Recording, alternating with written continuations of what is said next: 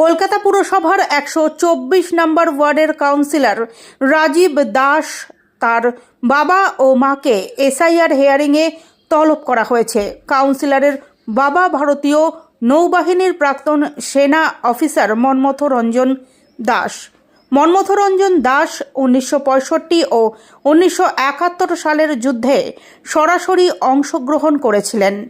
সম্প্রতি ভারতীয় নৌবাহিনীর তরফে তিনি 80 ইয়ার্স অ্যাওয়ার্ডে সম্মানিত হয়েছেন। বুধবার সকাল 10টা নাগাদ জানা গিয়েছে, ঠাকুরপুকুর জনকল্যাণ বিদ্যাপীঠ স্কুলে অনুষ্ঠিত এসআইআর হিয়ারিংয়ে বৃদ্ধ বয়সে তাকে স্ত্রী সহ হাজির হতে হওয়ায় তিনি মানসিকভাবে বিপর্যস্ত হয়ে পড়েন।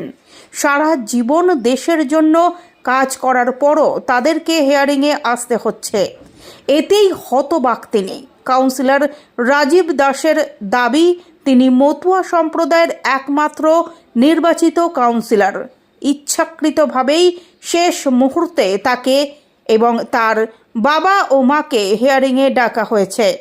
এ বিষয়ে রাজীব দাসের বাবা প্রাক্তন নৌসেনা অফিসার মনমথ রঞ্জন দাস বলেন, যদি তাদের নাম ভোটার তালিকা থেকে বাদ পড়ে তাহলে তিনি সুপ্রিম কোর্টের দ্বারস্থ হবেন।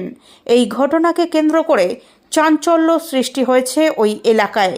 কমিশনের পক্ষ থেকে অবশ্য এ ব্যাপারে কোনো মন্তব্য করা হয়নি।